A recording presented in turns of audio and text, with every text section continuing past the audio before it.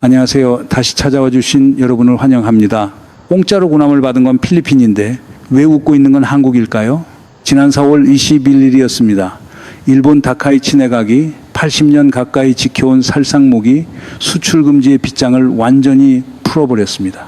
원래 일본은 평화헌법에 묶여서 군안과 수송, 경계, 감시, 소해 딱 이 5가지 비살상 분야 장비만 수출할 수 있었어요. 그걸 통째로 철폐한 겁니다. 이제부터는 사실상 무제한 무기 수출이 가능해진 거죠. 그리고 효과는 곧장 나타났습니다. 5월 5일 일본과 필리핀이 방위상 회담을 열었고 일본 해상자위대에서 퇴역하는 아부쿠마급 호위함을 필리핀으로 넘기는 작업이 본격적으로 시작됐습니다. 언론은 이걸 한 줄로 정리합니다. 일본이 방산 시장에 뛰어들었다. 한국 방산의 직접적인 위협이다. 일본 우익신문 산케이가 먼저 그렇게 썼고 우리 매체들도 그 톤을 받아 적었어요. 그런데 저는 오늘 정반대일 수 있다는 이야기를 하려고 합니다. 생각해보면 이상하지 않습니까? 일본은 왜 굳이 한국이 거의 따낼 뻔했던 군함 계약을 가로막으면서까지 자기 군함을 공짜로 안겨줬을까요? 그리고 그 공짜의 진짜 청구서는 대체 누구에게 날아가는 걸까요? 오늘 작전본부에서는 이걸 세 겹으로 벗겨보겠습니다. 표면의 거래가 뭐였는지, 그 뒤에 메커니즘은 어떻게 짜여 있는지, 그리고 그 결과로 돈이 누구 주머니로 흘러가는지. 미리 핵심 하나만 깔고 가겠습니다. 지금 필리핀 해군 주력함 거의 전부의 두뇌, 그러니까 전투지휘 체계가 이미 한국 하나 시스템 제품이라는 사실. 이 한 가지가 오늘 이야기 전체의 열쇠입니다. 자, 그러면 이건 단순한 일본 군함 한 척 수출 뉴스가 아닙니다. 동아시아 방산 패권의 무게중심이 어디로 기우는지를 보여주는 신호예요. 근데 여러분 지상파나 경제지 헤드라인만 보고 있으면 이 구도가 절대 안 보입니다. 일본 군함 수출은 곧 한국 위협이다. 딱 이 한 줄에서 끝나요. 그 한 줄 밑에 뭐가 깔려 있는지 제대로 짚은 보도 보신 적 있으세요? 거의 없습니다. 그래서 오늘은 그 밑을 같이 보려고 하는 겁니다. 길은 정해놨습니다. 먼저 표면, 누가 누구한테 뭘 주고받았는가, 그 다음 동기, 왜 하필 이렇게 설계됐는가, 마지막으로 결과, 돈과 종속이 어디로 흐르는가, 이 순서대로 한 층씩 내려가 보겠습니다. 먼저 표면부터 보겠습니다. 이야기의 출발점은 필리핀과 중국의 해상 분쟁이에요. 요즘 남중국해에서 두 나라가 정말 살벌하게 부딪히고 있습니다. 중국 해경선이 필리핀 보급선에 물대포를 쏘고 좁은 수역에서 선체를 들이받는 장면이 거의 매달 뉴스에 나올 정도예요. 필리핀 입장에서는 해군을 급하게 키우는 것 말고는 답이 없는 상황입니다. 그런데 이때 필리핀이 가장 크게 손을 잡은 게 바로 한국이에요. 필리핀은 HD 현대중공업의 신형 수상함을 무려 12척이나 발주했고요. 2019년에는 우리 포항급 호위함인 충주함을 도입해서 한국전쟁 당시 필리핀 영웅의 이름을 붙여 지금도 운영하고 있어요. 그러니까 필리핀 해군 현대화의 메인 공급자는 이미 오래전부터 한국이었던 겁니다. 그런데 여기서 일이 하나 벌어집니다. 우리도 포항급을 퇴역시키기 시작했잖아요. 그래서 그중 하나인 안동함을 필리핀에 넘기는 논의를 하고 있었어요. 거의 성사 분위기였습니다. 그런데 그때 일본이 끼어듭니다. 한국과 하지 말고 우리 아부쿠마급을 공유해 주겠다. 이렇게 나선 거예요. 그리고 그 한마디에 우리 안동함의 필리핀 이전 논의가 중단돼 버립니다. 아니 여기서 질문 하나 안 던질 수가 없죠. 일본은 왜 굳이 남의 거래를 가로막으면서까지 끼어들었을까요? 이건 잠깐 접어두고 일단 물건부터 비교해 봅시다. 아부쿠마급은 1989년부터 운용된 만재 배수량 2,000톤대 중반의 호위함입니다. 76mm 한 포에 아수록 대잠 미사일, 하푼 대함 미사일, 그리고 팔랑스 근접 방어 무기 체계, 줄여서 시오스까지 달려 있어요. 한마디로 대잠전에 특화된 균형 잡힌 함정입니다. 반면에 우리가 줄여던 포항급 안동함은 배수량이 200톤급이에요. 아부쿠마가 거의 2배 크고 결정적으로 안동하면은 근접 방어 체계가 없습니다. 그러니까 종이 위스펙만 놓고 보면 아부쿠마가 더 좋은 카드인 건 맞아요. 솔직히 인정할 건 인정해야 합니다. 그래서 일본 우익과 네티즌들은 신이 났습니다. 한술 더 떠서 이런 말까지 나와요. 아부쿠마는 시작일 뿐이다. 2026년부터 퇴역하는 아사기리급 호위함까지 필리핀에 보내서 싸구려 한국제 함정을 시장에서 밀어내겠다. 이렇게 대놓고 설레발을 치고 있습니다. 자, 여기까지 들으면 그림이 깔끔하게 정리되는 것 같죠. 일본이 더 큰 군함을 그것도 공짜로 안겨줬으니 한국이 필리핀 시장을 일본에 내준 거다. 산케 이 말이 맞는 것 같습니다. 한국 방산 이제 일본한테 밀리기 시작한 거 아니냐. 그런데 여기서 다들 놓치는 게 하나 있습니다. 앞에서 제가 열세라고 했던 그 부분이에요. 필리핀 해군 주력함 거의 전부가 한국 하나 시스템이 만든 전투지휘 체계와 해군 전술통신으로 통일돼 있다는 사실. 이게 어쩌다 그렇게 됐냐면요. 2010년대 중반 필리핀이 현대중공업에서 호세리잘급 전투함 2척을 도입하면서 한국형 전투지휘 체계를 같이 들여왔습니다. 이게 당시 서방 어떤 시스템과 비교해도 안 밀리는 성능이었는데 한국 입장에서는 사실상 첫 해외 수출이라 아주 저렴하게 줬어요. 필리핀이 써보고 완전히 만족합니다. 그래서 그 뒤로 발주한 함정 열척이 전부 한국형 전투체계를 채택해요.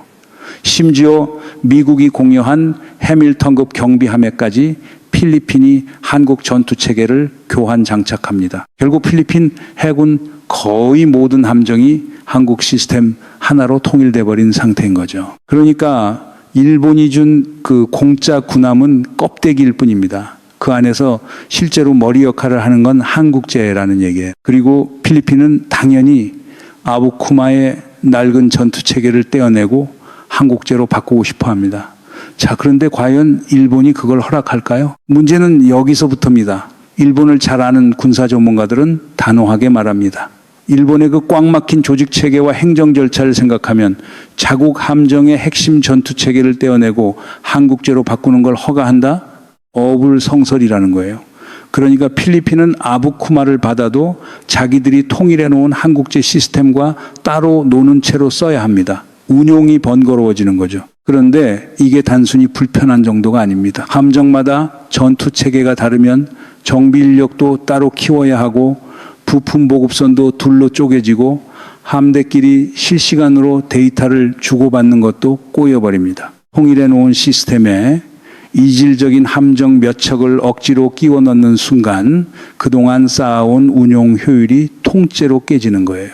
그래서 필리핀 군사 전문가들의 판단은 아주 냉정합니다. 아부쿠마를 3척 정도 받아서 비교적 짧게 굴리다 퇴역시킬 가능성이 높고 이 아부쿠마가 필리핀이 일본에서 들여오는 처음이자 마지막 중고함이 될 거라는 겁니다. 그럼 일본 우익이 그렇게 기대하는 다음 카드 아사기리급은 어떨까요? 여기에는 일본 네티즌들이 모르는 결정적인 함정이 하나 있습니다. 바로 엔진이에요. 아부쿠마급까지는 통상 항해에는 연비 좋은 디젤 엔진을 쓰고 빠르게 달릴 때만 가스터빈을 씁니다.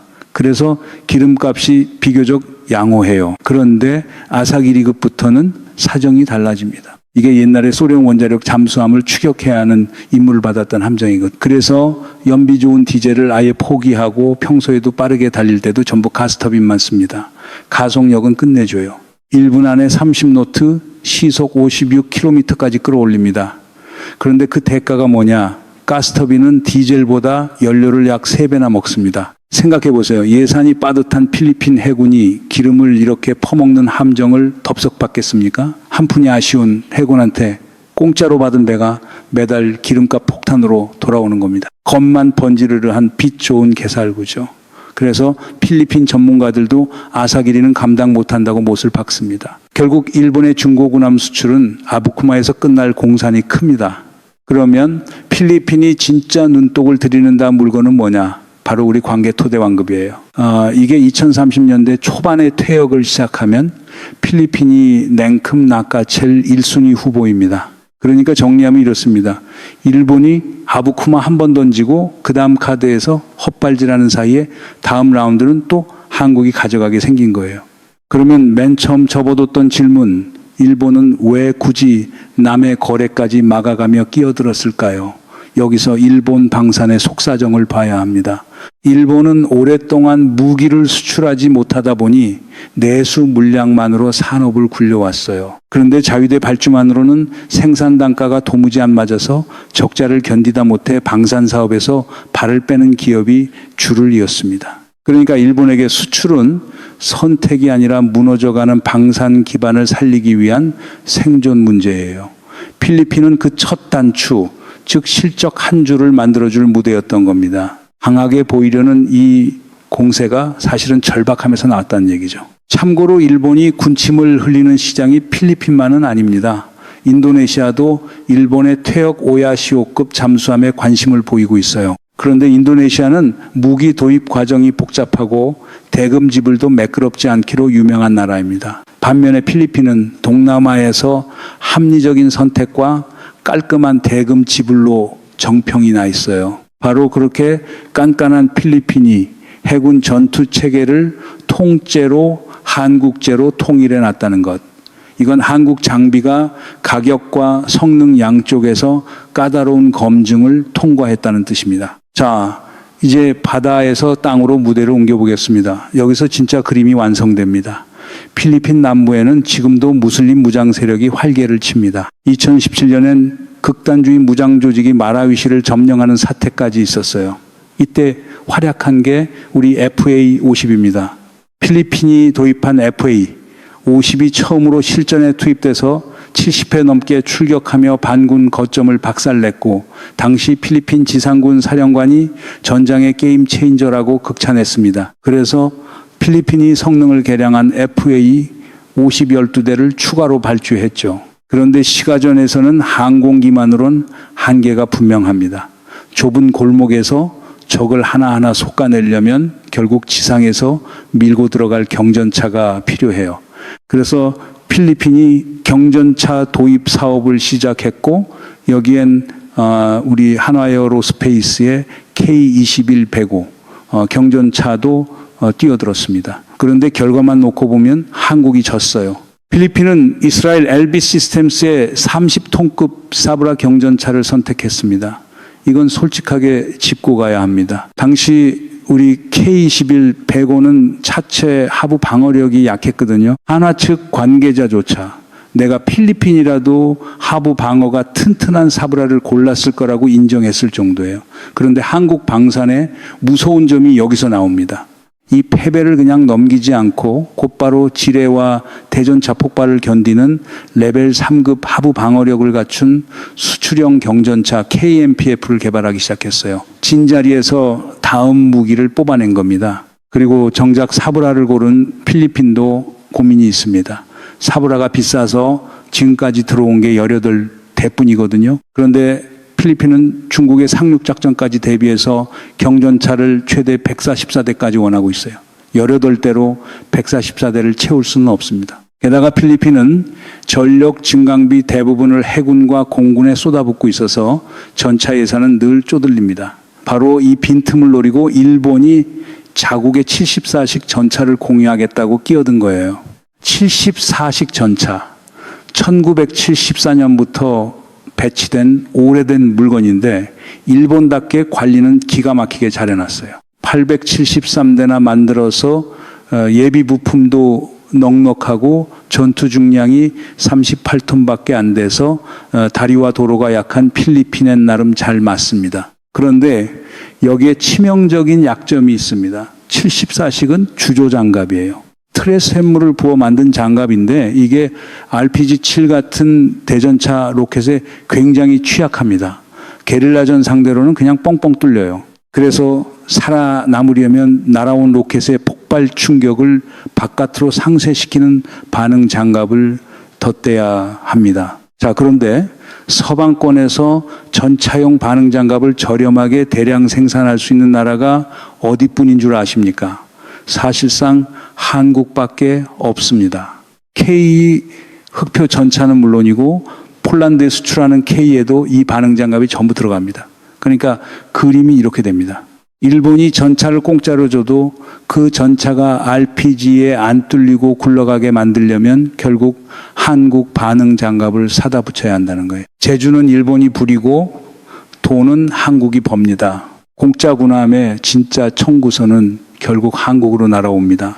필리핀이 받은 건 선물이 아니라 한국제 부품 없이는 제대로 굴러가지 않는 트로이 목마에 가까운 거예요. 그리고 일본이 노리는 그림은 여기서 그치지 않습니다. 보도에 따르면 필리핀은 아부쿠마 공여에 대한 대가로 일본의 삼식지대공 미사일을 도입할 가능성이 높다고 해요. 공짜로 군함을 안겨주고 그 담례로 자국 미사일 체계를 팔아넣겠다는 계산입니다.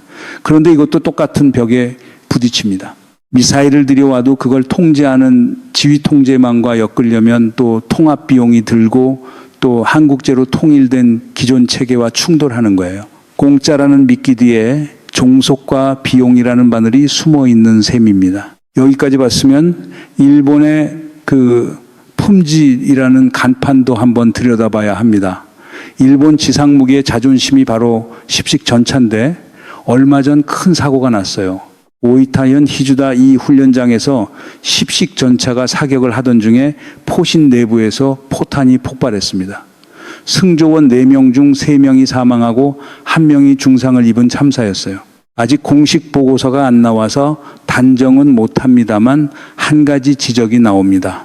전차에 탔던 퇴역 자위대원과 일본 군사 전문가들이 120mm JM1A1 대전차 유탄의 결함 가능성을 짚고 있어요. 그런데 이게 묘합니다. 이 포탄은 일본이 독일 라인메탈의 DM12 다목적 고폭탄을 면허 생산한 물건이거든요. 그런데 정작 원본인 독일 DM12는 10여 개국에서 운용되는데도 폭발 사고 사례를 찾기가 어렵습니다. 그러니까 설계 결함보다는 일본이 면허 생산하는 과정에서 품질 관리를 제대로 못했을 가능성이 더 크다는 의혹이 나오는 거죠. 이게 왜 의미심장하냐면요. 일본 네티즌들조차 이걸 두고 자위대판 다이아스 사태 아니냐고 자주하고 있습니다.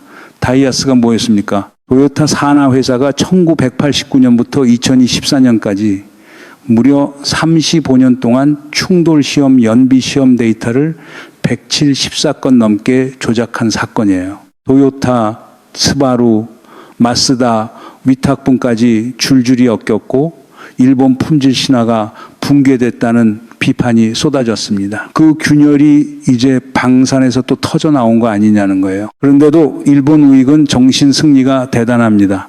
산케이가 최근에 또 재밌는 기사를 냈어요. 한국의 무기 수출은 2025년 기준 세계 4위입니다. 근데 산케이는 스톡홀름 국제평화연구소 자료를 인용하면서 2025년 단년 지표가 아니라 2021년부터 2025년까지 5년 누적을 끌어와요. 그러면 한국이 당연히 내려가죠. 9위로 떨어집니다. 그 9위라는 숫자를 들고 와서 한국은 4위가 아니라 9위다. 일본이 추격하면 경쟁 우위가 흔들릴 거다. 이렇게 씁니다. 여러분 같은 데이터를 이렇게 골라 쓴 게 우연일까요? 단년 4위를 5년 누적 9위로 슬쩍 갈아 끼운 겁니다. 왜 이런 장난을 칠까요? 한국 방산이 최근 몇 년 사이 폴란드의 K-전차와 K9 자주포를 대규모로 수출하면서 순위가 급등했기 때문입니다. 단년 지표를 쓰면 이 폭발적인 상승세가 그대로 드러나니까 굳이 5년 누적이라는 둔한자를 들이댄 거예요. 불리한 숫자는 빼고 유리한 기간만 골라 담는 겁니다. 그리고 이 흐름은 지금도 빨라지고 있어요. 바로 며칠 전 5월 27일과 28일에 마르코스 대통령이 도쿄를 찾아 다카이치 총리와 정상회담을 했습니다. 여기서 아부쿠마 이전을 더 서두르기로 했고 군사정보 보호협정 협상까지 시작하기로 합의했어요. 거래가 즉 군함 몇 척을 넘어 정보동맹 구조로 확장되고 있는 겁니다. 군사정보 보호협정, 즉 지소미아를 맺는다는 건 두 나라가 민감한 군사기밀을 직접 주고받는 사이가 된다는 뜻이에요. 장비 몇 점 넘기는 차원을 넘어 일본이 동남아 안보 구도 안으로 한 발 더 깊숙이 들어오겠다는 신호인 거죠. 자, 처음에 던졌던 질문으로 돌아가 보겠습니다. 공짜로 받은 건 필리핀인데 왜 웃는 건 한국이냐고 물었죠. 이제 보이실 겁니다. 한국이 웃는 건 자만이 아니에요. 구조가 그렇게 짜여 있기 때문입니다. 일본이 하드웨어를 아무리 뿌려도 그 안에서 머리 역할을 하는 전투체계도 그 전차가 전장에서 살아남게 해주는 반응 장갑도 전부 한국제니까요. 일본의 공여가 역설적으로 필리핀에 한국 의존을 더 단단하게 굳혀주고 있는 셈입니다. 처음엔 이게 한국이 시장을 빼앗기는 사건처럼 보였습니다. 그런데 한 겹 한 겹 내려와 보니 정반대였어요. 일본이 깔아주는 판 위에서 실속은 한국이 챙기는 그림이었던 겁니다. 그리고 이건 단순히 기업 몇 곳의 매출 얘기가 아니에요. 방산 수출한 거는 국내 생산 일자리로 기술 축적으로 그리고 우리 무기를 더 싸게 만들어주는 규모의 경제로 되돌아옵니다. 남의 나라 군함 거래처럼 보이는 이 그림이 결국 우리 경제와 안보로 직결된다는 뜻이에요. 다만 여기서 샴페인을 터뜨리면 안 됩니다. 이게 영원한 우위라는 보장은 어디에도 없으니까요. 왜냐하면 진짜 질문은 따로 있기 때문입니다. 다카이치 정권이 80년 가까이 지켜온 평화주의의 빗장을 풀면서까지 이 수출 드라이브를 밀어붙이는 이유, 그게 정말 한국 이기기가 목적일까요? 아니면 한국 운운하는 건 표면이고 그 밑에는 일본 재무장이라는 훨씬 큰 그림이 깔려 있는 걸까요? 한번 보세요. 살상무기 수출 전면 허용, 야스쿠니 신사 곡물 복납, 그리고 헌법 구조 개정 논쟁. 이 세 가지가 같은 시기에 한 묶음으로 움직이고 있습니다. 이게 과연 우연한 동시 진행일까요? 이 큰 그림, 그러니까 일본 재무장이 진짜 향하는 곳이 어디인지, 그리고 한국이 절대 놓치면 안 되는 변수가 무엇인지는 2부에서 정확하게 짚어드리겠습니다. 놓치기 싫으신 분들은 구독과 알림 설정 눌러두시기 바랍니다.